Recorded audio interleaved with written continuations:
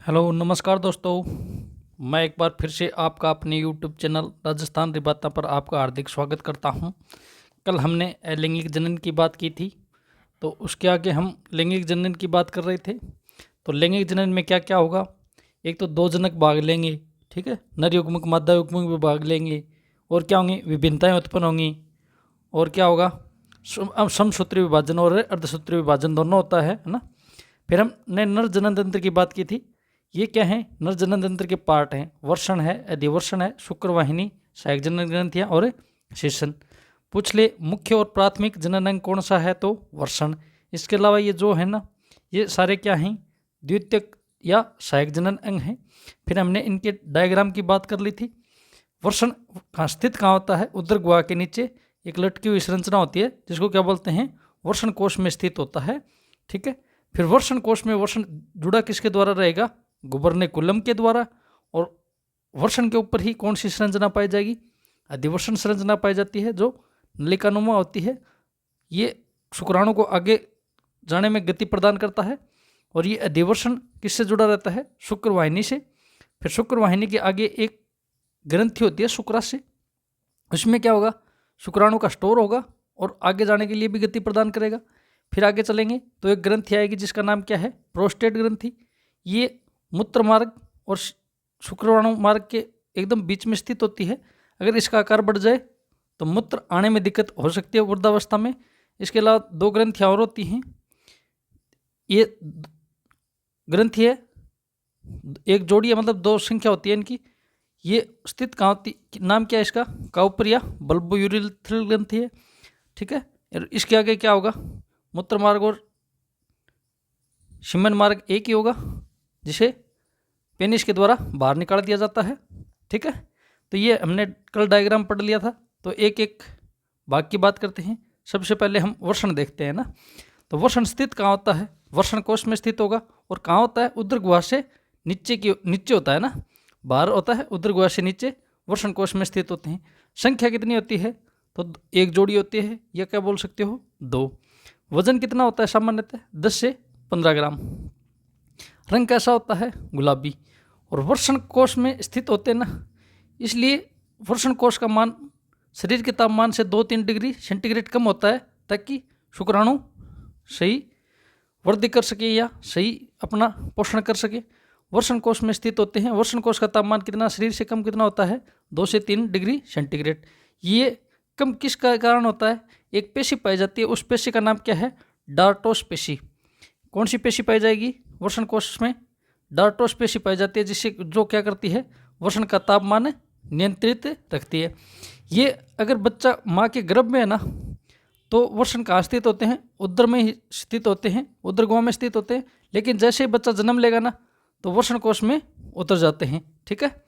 इसके अलावा अगर किसी बच्चे का वर्षण कोश में नहीं उतरा और उदर में ही रह गया, उदर गुहा में रह गया, उसको क्या बोलते हैं? छुपे हुए वर्षण बोलते हैं उनको। छुपे हुए वर्षण या क्रिप्टो ऑर्किडिज्म बोलते हैं। फिर अगर वर्षण नीचे नहीं उतरे और उसकी सर्जरी द्वारा नीचे उतारना क्या कहलाता है? ऑर्किपेक्सी कहलाता है। अगर वर्षण को हटाना ही हो सर्जरी द्वारा, तो उसको क्या बोलते हैं? ऑर्किडेक्टोमी, ठीक है। ये नाम याद रखना तीनों, कि अगर वर्षण नीचे नहीं उतरे तो उस स्थिति में तो उनको क्या बोलते हैं? क्रिप्टो ऑर्किडिज्म बोलते हैं। अगर सर्जरी द्वारा वर्षण नहीं उतरे और उनको वर्षण कोश में उतारना क्या कहलाता है? ऑर्किपेक्सी। और किसी वर्षण को बाहर निकालना ही या हटाना ही क्या कहलाता है? ऑर्किडेक्टोमी। शरीर से बाहर निकालना होता है ऑर्किडेक्टोमी, ठीक है। फिर हम बात करते हैं वर्षण की संरचना की। वर्षण की अनुप्रस्थ काटने पर या काटने पर अंदर से कैसा दिखाई देता है, ठीक है। तो ये हमारा वर्षण है। ये हमारा क्या है? वर्षण। और ये जो संरचनाएं दिखाई दे रही हैं, इनको क्या बोलते हैं? वर्षण पालियाँ। ये एक वर्षण में 200 से 300 तक की होती हैं वर्षण पालियाँ, ठीक है। इनकी संख्या कितनी होती है? प्रत्येक वर्षण में 200 से 300 तक होती है, 200 से 300 तक। फिर ये जो अंदर लाल संरचना बना रखी है ना, इसको क्या बोलते हैं? इसको बोलते हैं शुक्र जनन नलिका। इनकी प्रत्येक पाली में कितनी संख्या होती है? 2 से 3। इस प्रकार एक वर्षण में शुक्र जनन नलिकाओं की संख्या कितनी हो जाती है? 700 से 1000। यही क्या करती है? शुक्राणु का निर्माण करती है, शुक्राणु को पोषण प्रदान करने का काम भी इसमें ग्रंथियाँ पाई जाती हैं वो करती हैं, या कोशिका पाई जाती है वो करती हैं। इसलिए वृषण की संरचनात्मक और क्रियात्मक इकाई कौन है? शुक्र जनन नलिका। फिर ये यहाँ से शुक्राणु कहाँ जाएगा? वृषण जालक में जाएगा। ये क्या है? ये संरचना क्या है? वृषण जालक। यहाँ से कहाँ जाएगा?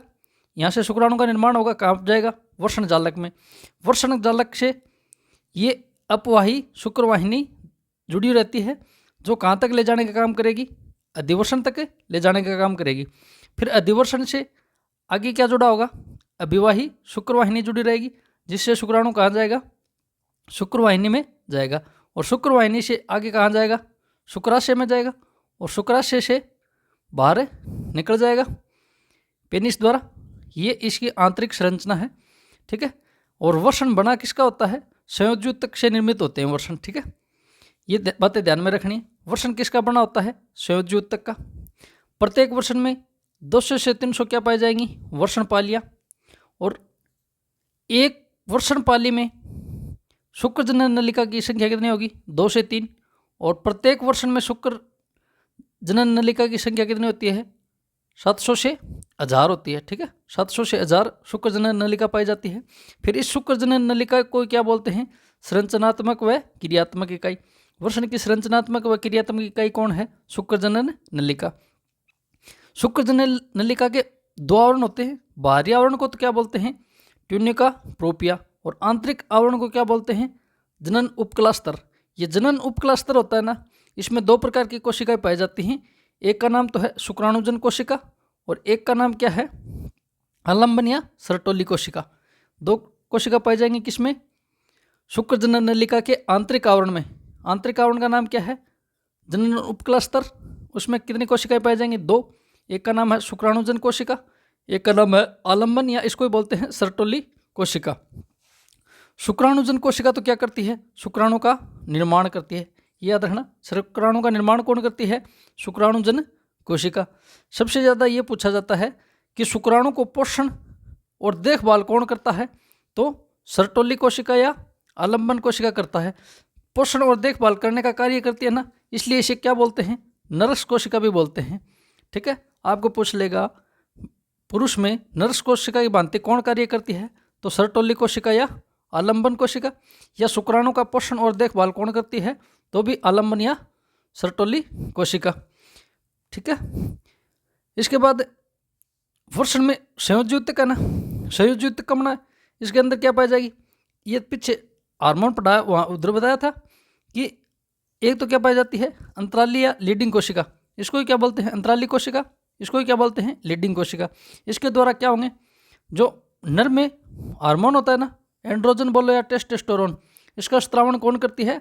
अंतराली कोशिका या लीडिंग कोशिका। जो क्या करता है? नर में द्वितीयक लैंगिक लक्षणों का विकास करता है, टेस्टोस्टेरोन हार्मोन, ठीक है। ये हार्मोन में हमने बातें कर ली थी। फिर अगर शुक्राणु का निर्माण हो रहा है तो वो गति कहाँ से करेगा? गति करेगा कहाँ आएगा? शुक्र जनन नलिका से कहाँ जाएगा? वृषण जालक में। वृषण जालक से कहाँ जाएगा? अभिवाही शुक्रवाहिनी में, फिर अधिवृषण में, और फिर अभिवाही शुक्रवाहिनी में, फिर शुक्रवाहिनी से आगे बाहर निकल जाएगा। तो आपको पूछ लेगा शुक्राणु की गति करने का मार्ग क्या है? तो सबसे पहले निर्माण कहाँ होगा? शुक्र जनन नलिका में। शुक्र जनन नलिका से कहाँ जाएगा? वृषण जालक में। वृषण जालक से कहाँ जाएगा? अपवाही शुक्रवाहिनी में। और अपवाही शुक्रवाहिनी से कहाँ जाएगा? अधिवृषण में। और अधिवृषण से कहाँ जाएगा? अभिवाही शुक्रवाहिनी में। और अभिवाहिनी शुक्रवाहिनी से कहाँ जाएगा? शुक्रवाहिनी में। और शुक्रवाहिनी से कहाँ जाएगा? शुक्राशय में। और शुक्राशय के बाद क्या होगा? ये शीशन द्वारा बाहर निकल जाएगा, ठीक है। शीशन द्वारा बाहर निकलता है। ये क्या है? शुक्राणु की गति करने का क्रम है। वर्षण के बारे में इतनी बातें याद रखनी। अगला हमारा पार्ट है अधिवर्षण। अधिवर्षण एक बहुत ही जालीनुमा गुच्छेनुमा ऐसी संरचना होती है। ये नलिकाकार है, बहुत ही कुंडलित होती है। इसकी अंदाज लगा सकते हो आप। इसकी लंबाई कितनी होती है? 6 मीटर, है ना। 6 सेंटीमीटर नहीं है, ये क्या है? 6 मीटर। 6 मीटर बोले तो 18 से 20 फीट हो गई। इसकी इतनी लंबाई होती है, लेकिन ये कुंडलित होती है बहुत ही ज़्यादा, इसलिए इसकी लंबाई कितनी होती है? 6 से 6 मीटर होती है। इसके संरचना कैसी होती है? आकृति कोमे के समान होती है, कोमानुमा क्या होती है? आकृति। कार्य क्या करती है? ये शुक्राणु को संग्रहण कर सकती है और क्रियात्मक परिपक्वन में सहायक है। क्रियात्मक परिपक्वन का मतलब हुआ आगे गति करने के लिए उसे ऊर्जा प्रदान करेगी और निषेचन में के लिए तैयार करेगी उसको, है ना। क्या करेगी? उसकी क्रिया करने के लिए परिपक्व कर देगी और क्या करता है? संग्रहण करता है। इन अधिवर्षण की संख्या भी क्या होगी? 2 होगी। एक अंडाशय, एक वर्षण से 2 वर्षण होते हैं, दोनों से क्या जुड़ी होगी? अधिवर्षण होगा दोनों वर्षण के ऊपर, इसलिए इनकी संख्या भी कितनी होती है? 2 ही होती है, या एक जोड़ी बोल सकते हो। फिर अगला पार्ट है हमारा शुक्रवाहिनी। शुक्रवाहिनी भी प्रत्येक वर्षण से जुड़ी होती है, तो इनकी संख्या भी कितनी होती है? 2 या एक जोड़ी बोलो। लंबाई कितनी होती है इनकी? 45 सेंटीमीटर। फिर इसका कार्य क्या होता है? इसमें शुक्राणु को आगे भेजने का काम करती है। तो ये शुक्राणु को कौन सी गति से आगे भेजती है? कर्माकुंचन गति द्वारा शुक्राणु को आगे गति करवाता है। फिर हमारी ग्रंथियाँ जनन में सहायक कितनी ग्रंथियाँ पाई जाती हैं? नर में 3। एक ग्रंथि का नाम क्या है? शुक्राशय। एक ग्रंथि का नाम क्या है? प्रोस्टेट। और एक ग्रंथि कौन सी है? काउपर या बल्बो यूरिथ्रल। ये 3 ग्रंथियाँ हैं, इनके तीनों के ध्यान रखना। शुक्राशय कितने होंगे? एक जोड़ी, या इनकी संख्या कितनी होती है? 2। प्रोस्टेट ग्रंथि की संख्या कितनी होती है? 1। बाकी सब 2-2 हैं, ये याद रखना विशेष तौर पे। प्रोस्टेट ग्रंथि की संख्या कितनी होती है? 1। फिर काउपर की बात करें तो काउपर की संख्या भी कितनी होती है? एक जोड़ी बोलो या 2। इसकी शुक्राशय की आकृति कैसी होती है? थैलेनुमा। प्रोस्टेट ग्रंथि की आकृति कैसी होती है? सिंगाड़े के समान। जबकि काउपर या बल्बो यूरिथ्रल ग्रंथि की आकृति कैसी होती है? अंडाकार। फिर शुक्राशय ग्रंथि क्या करती है? पीले रंग का क्षारीय पदार्थ स्रावित करेगी। कैसे रंग का? पीले रंग का, ठीक है। पीले रंग का क्षारीय पदार्थ स्रावित करती है। जबकि प्रोस्टेट ग्रंथि क्या करती है? सफेद रंग का क्षारीय पदार्थ स्रावित करती है। और काउपर का रंग निर्धारित नहीं है, लेकिन ये भी कैसे करती है? क्षारीय तरल पदार्थ को स्रावित करती है। तीनों क्या करते हैं? क्षारीय रंग का तरल पदार्थ स्रावित करेंगे। शुक्राशय क्या करेगी? पीले रंग का। प्रोस्टेट कैसे रंग का? सफेद रंग का। और इसका रंग का कोई उदाहरण नहीं है। फिर शुक्राशय ग्रंथि क्या करती है? हमारे वीर्य या सीमन होता है ना, उसका निर्माण करने में सहायक होती है। लगभग 60 से 70% वीर्य का निर्माण कहाँ होता है? शुक्राशय ग्रंथि में होता है। और 20 से 30% का निर्माण कहाँ होता है? प्रोस्टेट ग्रंथि में होता है। ये इसमें काउपर ग्रंथि में सीमेन का निर्माण नहीं होता। 2 मुख्य ग्रंथियाँ हैं जो सीमेन या वीर्य का निर्माण करने में सहायक हैं। तो सबसे ज़्यादा कौन करती है? शुक्राशय। कितना? 60 से 70%। और 20 से 30% वीर्य का निर्माण कौन करता है? प्रोस्टेट ग्रंथि, ठीक है। फिर शुक्राशय ग्रंथि है ना, इसमें क्या पाई जाती है? फ्रुक्टोज शर्करा पाई जाती है। ये याद रखना कि फ्रुक्टोज शर्करा कौन सी ग्रंथि में पाई जाती है? तो शुक्राशय में। और ये क्या करती है? शुक्राणु का ईंधन कहलाती है। ईंधन क्यों कहलाती है? क्यों? शुक्राणु को आगे भेजने में सबसे ज़्यादा सहायक कौन होती है? फ्रुक्टोज शर्करा। तो शुक्राणु का ईंधन कौन सी शर्करा को बोलते हैं? फ्रुक्टोज को। जबकि ये प्रोस्टेट ग्रंथि क्या करती है? ये बताई थी आपको, मूत्राशय के नीचे स्थित होती है। और क्या होता है? इसके आकार में अगर वृद्धि हो जाए ना, तो वृद्धावस्था में क्या होता है? मूत्र जाने में परेशानी हो सकती है। जबकि काउपर या बल्बो यूरिथ्रल ग्रंथि का कार्य क्या है? मैथुन की क्रिया को सुगम बनाती है। मतलब ये एक तरल क्षारीय पदार्थ स्रावित करेगी, जिससे मैथुन की क्रिया में क्या हो जाएगी? सुगमता हो जाएगी, ठीक है। ये इनका काम है। फिर अंतिम भाग है हमारा शीशन। इससे क्या होगा? मूत्र व सीमन दोनों बाहर निकलते हैं। इनका दोनों का एक ही रास्ता होता है, मूत्र और सीमन का, जो शीशन द्वारा बाहर निकल जाते हैं। फिर नाम आ रहा है वीर्य या सीमन। क्या होता है वीर्य? क्या होता है? वीर्य को शुक्राणु मत समझना। वीर्य के अंदर ही शुक्राणु पाए जाते हैं। वीर्य में क्या पाए जाएंगे? शुक्राणु उपस्थित होंगे।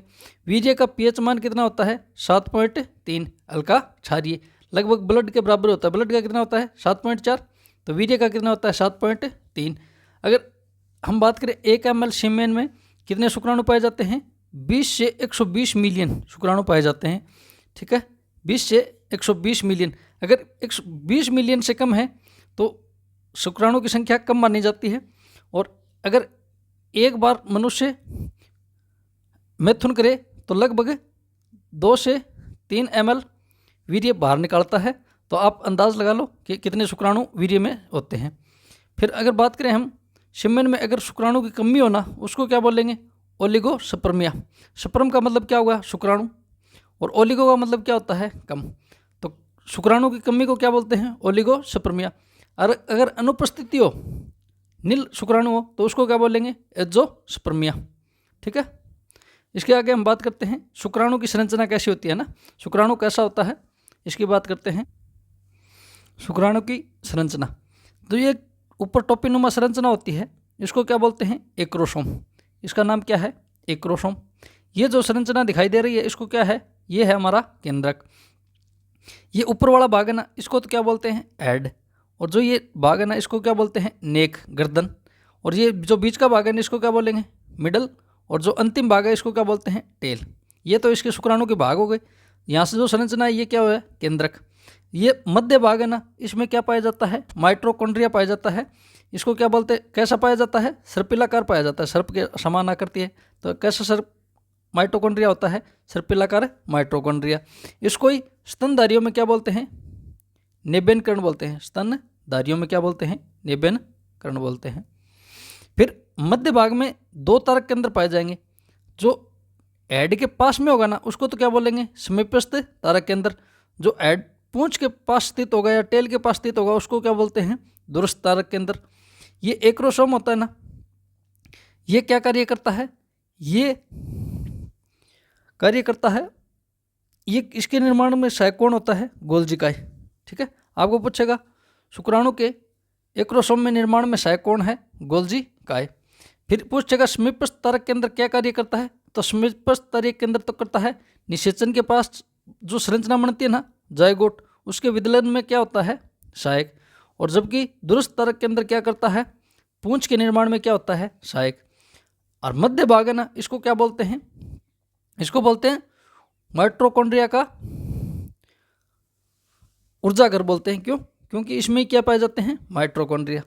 फिर पूछ ले आपको शुक्राणु की खोज किसने की थी? तो शुक्राणु के खोजकर्ता कौन है? शुक्राणु के खोजकर्ता हैं ल्यूवेनहोक। और शरीर की शुक्राणु सबसे क्या है? सबसे छोटी कोशिका है। ये कोशिका में दोबारा भी बात करेंगे। सबसे छोटी कोशिका कौन होती है शरीर की? शुक्राणु। सबसे बड़ी कौन होती है? अंडाणु। और सबसे लंबी कौन होती है? तंत्रिका। ठीक है। शुक्राणु के शीर्ष भाग पर टोपीनुमा संरचना पाई जाती है, जिसको क्या बोलते हैं? एक्रोसोम। एक्रोसोम के निर्माण में सहायक कौन है? गोल्जी काय। ये बात याद रखना, एक्रोसोम के निर्माण में सहायक कौन सा होता है? तो गोल्जी काय। शुक्राणु में क्या होंगे? 2 तारक केंद्र होंगे। एक का नाम क्या है? समीपस्थ तारक केंद्र, जो तो क्या करता है? निषेचन के पश्चात जायगोट या युग्मनज की क्या होता है? विदलन में सहायक। दूरस्थ तारक केंद्र क्या करता है? शुक्राणु की पूंछ का निर्माण करता है। ठीक है। शुक्राणु के मध्य भाग में क्या पाया जाएगा? ये उसका ऊर्जा कक्ष कहलाता है। क्यों कहलाता है? क्योंकि इसमें क्या पाया जाता है? माइटोकॉन्ड्रिया। सर्पिलाकार माइटोकॉन्ड्रिया। सर्पिलाकार माइटोकॉन्ड्रिया को स्तनधारियों में क्या बोलते हैं? नेबेन कर्ण बोलते हैं। तो ये हमारे नर जनन तंत्र की बात हो गई। ठीक है। एक बार दोबारा देखो क्या क्या बताया नर जनन तंत्र में। नर जनन तंत्र में क्या क्या संरचनाएं पाई जाएंगी या क्या क्या भाग होते हैं? एक तो है वर्षण, और क्या है? अधिवर्षण, शुक्रवाहिनी और सहायक जनन ग्रंथियाँ। आपको याद रखना है मुख्य या प्राथमिक जनन अंग कौन है? वर्षण। इसके अलावा वर्षण की और क्या स्थिति याद रखोगे कि वर्षण गुहा वर्षण कोश में स्थित होता है, जिसका तापमान क्या होता है? शरीर से 2-3 डिग्री सेंटीग्रेड कम होता है। इस वर्षण कोश के तापमान में कौन सी पेशी पाई जाती है जो तापमान को नियंत्रित रखती है? तो कौन सी पाई जाती है? डार्टोस पेशी। ठीक है। इसके अलावा याद रखना, अगर बच्चे के जन्म के समय वर्षण कोश में नहीं उतरते, ऐसे वर्षणों को क्या बोलते हैं? क्रिप्टो और किडिज्म। नहीं उतरे, अगर सर्जरी से उतारना पड़े तो उस सर्जरी को क्या बोलते हैं? ऑर्कीपेक्सी। और वर्षण को हटाना क्या कहलाता है? ऑर्कीडेक्टोमी। इतनी बातें याद रखनी। फिर वर्षण की संरचना की बात करते हैं, तो आपको याद रखना है प्रत्येक वर्षण में शुक्र जनन नलिकाओं की संख्या कितनी होती है? 700 से 1000। ठीक है।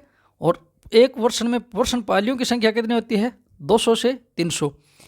एक वर्षण पाली में शुक्र जनन नलिकाओं की संख्या कितनी होती है? तो 2 से 3। ये याद रखना कि संयोजी उत्तक से बने होते हैं। प्रत्येक वर्षण में 200 से 300 क्या होती हैं? वर्षण पालियाँ। प्रत्येक वर्षण पाली में क्या होगा? 2 से 3 शुक्र जनन नलिका पाई जाएंगी। और प्रत्येक वर्षण में 700 से 1000 क्या होती हैं? शुक्र जनन नलिका। वृषण की संरचनात्मक व क्रियात्मक इकाई क्या होती है? शुक्रजनन नलिका। शुक्रजनन नलिका का बाहरी आवरण क्या है? ट्यूनिका प्रोपिया। और आंतरिक आवरण क्या है? जनन उपकला स्तर। जनन उपकला स्तर में कितनी कोशिकाएं पाई जाएंगी? 2। एक कोशिका का नाम है शुक्राणुजन कोशिका, जो तो क्या करती है? शुक्राणु का निर्माण। एक है आलंबन या सरटोली कोशिका, जो क्या करती है? पोषित शुक्राणु को पोषण व देखभाल करती है, इसलिए इसे क्या भी बोलते हैं? नर्स कोशिका। फिर संयोजी उत्तक होता है ना, इसमें एक कोशिका पाई जाती है अंतराली या लीडिंग कोशिका, जो क्या करती है? एस्ट्रोजन या एंड्रोजन या टेस्टोस्टेरोन का क्या करती है? हार्मोन स्रावित करती है, जो नर में द्वितीयक लैंगिक लक्षणों के लिए जिम्मेदार होता है। फिर शुक्राणु की गति का क्रम ध्यान में रखना है। शुक्रजनन नलिका, वर्षण जालक, अपोवाही शुक्रवाहिनी, अधिवर्षण, अभिवाहिनी शुक्रवाहिनी और शुक्रवाहिनी और शुक्राशय। शुक्राशय से फिर शिशन द्वारा बाहर निकल जाएगा। अधिवर्षण की बात याद करी तो एक तो इसकी लंबाई याद रखना है ना, अंदाज से गलत हो सकता है ये। इसकी लंबाई कितनी होती है? 6 मीटर। आकृति कैसी होती है? कोमानुमा। कार्य क्या करता है? शुक्राणु को संग्रह करना और क्रियात्मक परिपक्वन में क्या होता है? सहायक। अधिवर्षण की संख्या कितनी होती है? 2 या बोले तो 1 जोड़ी। फिर बात की हमने शुक्रवाहिनी की। शुक्रवाहिनी की लंबाई कितनी होती है? 45 सेंटीमीटर। शुक्रवाहिनी में शुक्राणु कौन सी गति से आगे बढ़ता है? कर्माकुंचन गति द्वारा। शुक्रवाहिनी की संख्या कितनी होती है? 1 जोड़ी या 2। फिर हमने सहायक जनन ग्रंथियों की बात की, तो सहायक जनन ग्रंथियां नर में कितनी हैं? 3। एक है शुक्राशय, एक है प्रोस्टेट, एक क्या है? काउपर या बल्बो यूरिथ्रल ग्रंथि। तो बाकी की संख्या कितनी है? 2। प्रोस्टेट की संख्या कितनी है? 1। बात की शुक्राशय ग्रंथि की आकृति कैसी होती है? थैलेनुमा। प्रोस्टेट ग्रंथि की आकृति कैसी होती है? सिंगाड़े के आकार की। काउपर की आकृति कैसी होती है? अंडाकार। तीनों क्या करती हैं? क्षारीय तरल पदार्थ स्रावित करती हैं। जबकि शुक्राशय तो कैसे रंग का करेगी? पीले रंग का। प्रोस्टेट सफेद रंग का, और इसमें रंग का निर्धारित नहीं है। फिर 2 ग्रंथियाँ क्या होती हैं? वीर्य या सीमेन के निर्माण में सहायक होती हैं। शुक्राशय से कितना भाग बनता है? 60 से 70%। प्रोस्टेट से कितना बनेगा? 20 से 30%। काउपर क्या होती है? वीर्य या सीमेन के निर्माण में सहायक नहीं होती। इसका कार्य क्या होता है? मैथुन की क्रिया को सुगम बनाना। ठीक है, ऐसी एक संरचना महिला में पाई जाती है। आपको ये पूछेगा कि महिला में कौन सी ग्रंथि के समान है? काउपर ग्रंथि, बार्थोलिन ग्रंथि। ये काउपर ग्रंथि किसके समान होती है? बार्थोलिन ग्रंथि के समान होती है मादा में, ये पूछेगा आपको। और शुक्राशय में क्या होगा? फ्रुक्टोज शर्करा पाई जाएगी, जिसको क्या बोलते हैं? शुक्राणु का ईंधन बोलते हैं। शिशन से क्या होगा? मूत्र व सेमन दोनों का रास्ता एक ही होता है। फिर हमने वीर्य की बात की, तो वीर्य में क्या होते हैं? शुक्राणु होते हैं। इसका पीएच मान कितना होता है? 7.3। और 1 ml सेमन में 20 से 120 मिलियन क्या होते हैं? शुक्राणु। और अगर कमी हो जाए शुक्राणु की तो क्या बोलते हैं? ओलिगोस्पर्मिया। और अनुपस्थिति को क्या बोलते हैं? एजोस्पर्मिया। फिर हमने संरचना की बात की शुक्राणु की। शुक्राणु का खोजकर्ता कौन है? ल्यूवेन होक। और शरीर की सबसे छोटी कोशिका भी कौन सी है? तो शुक्राणु। और शीर्ष भाग में जो टोपिनुमा संरचना होती है उसको क्या बोलते हैं? एक्रोसोम। और एक्रोसोम के निर्माण में सहायक कौन है? गोल्जिका। ये बात बहुत ज़्यादा इंपॉर्टेंट है। ठीक है, इसके अलावा शुक्राणु में 2 तारक केंद्र होंगे। समीपस्थ तारक केंद्र का तो कार्य क्या होता है? निषेचन के पश्चात युग्मनज या जायगोट के विदलन में सहायक होता है। जबकि दूरस्थ तारक केंद्र क्या करता है? शुक्राणु की पूंछ बनाने में क्या होता है? सहायक होता है। इसके बाद मध्य भाग में क्या बोलते हैं? ऊर्जा कक्ष बोलते हैं। क्यों बोलते हैं? क्योंकि इसमें माइटोकॉन्ड्रिया पाया जाता है। और सर्पिलाकार माइटोकॉन्ड्रिया होता है ना, इसको स्तनधारियों में क्या बोलते हैं? निबेन कर्ण। तो आज की बात को हम यहीं रखते हैं। कल की क्लास में हम माता जनन तंत्र की बात करेंगे और उसके बाद हम बात करेंगे निषेचन कैसे होता है। ठीक है, आज के लिए इतना ही। धन्यवाद।